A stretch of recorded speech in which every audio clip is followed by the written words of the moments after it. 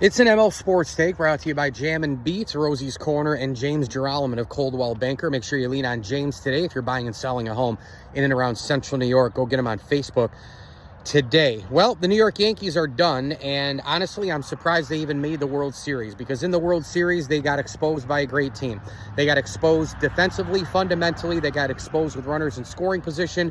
They got exposed in the biggest spots on the biggest stage, and I was shocked that they got there, and that's why I picked them before this even began back in the spring.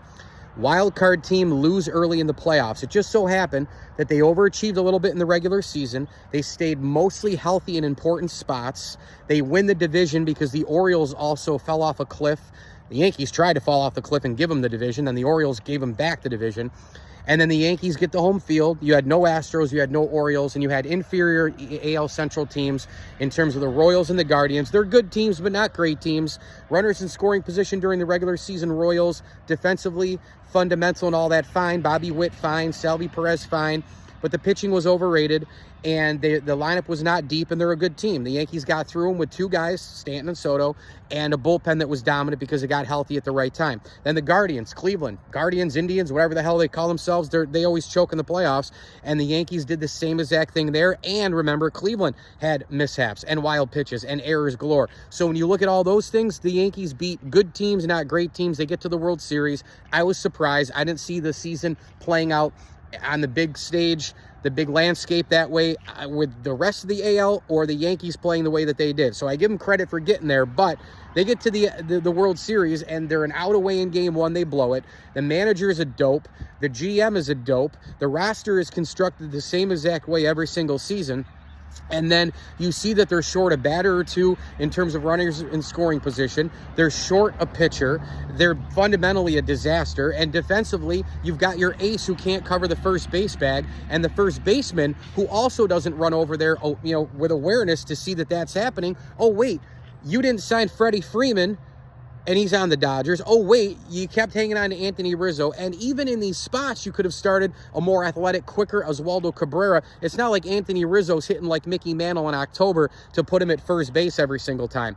All these decisions, all of these moronic situations, the brutal defense and fundamentals, runners in scoring position, Aaron Judge disappearing for the majority of the postseason, all of these different things add up to what you saw in the World Series. Again, I think that they overachieved, but in the World Series on the biggest stage, they got exposed by a great team. And yes, Aaron Judge came through last night. I have no idea what it means for the future. I think it means nothing when he makes future postseasons. You got the home run. You got the unbelievable catch as he was going to left center and banged up against the wall. That's fine. But he also dropped a little league pop-up. He also dropped a ball that you and I are playing catch with in the backyard.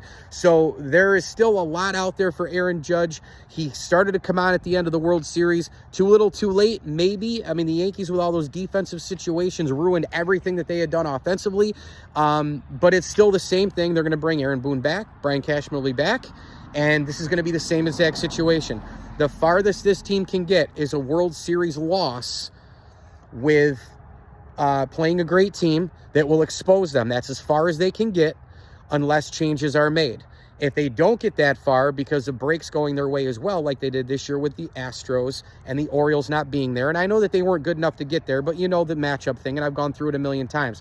Matchups matter, and both can be true with matchups, with those teams not being there and the Yankees being good enough to be there. When you add all these things up together, I would make the exact prediction right now that I made at the beginning of this year. This team is a playoff team next year.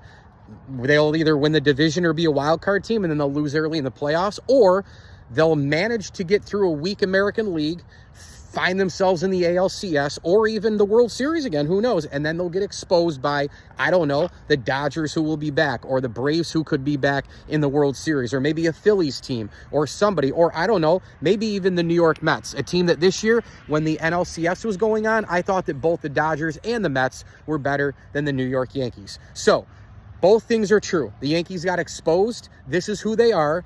They got absolutely crushed by a great team in the World Series. And they didn't hit with runners in scoring position and had all the shortcomings and all that, fine.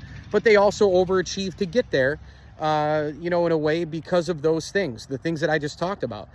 They got away with those things against good teams. You're not going to get away with those things against great teams. I was happy that the Yankees made it. I was happy to see them in the World Series again. It was a nice run, but I'm also confused. It's like a conundrum thing being a Yankee fan.